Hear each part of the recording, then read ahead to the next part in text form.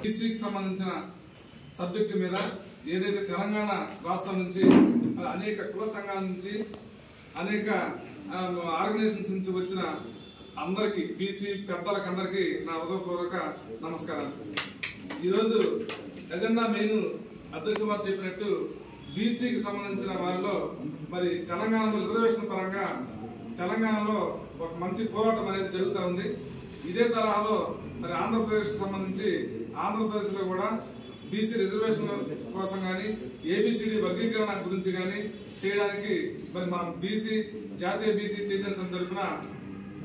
భారీ స్థాయిలో ఒక ఉద్యమాన్ని తీసుకొచ్చి ఆ ఉద్యమాన్ని కార్యరూపం దాల్చి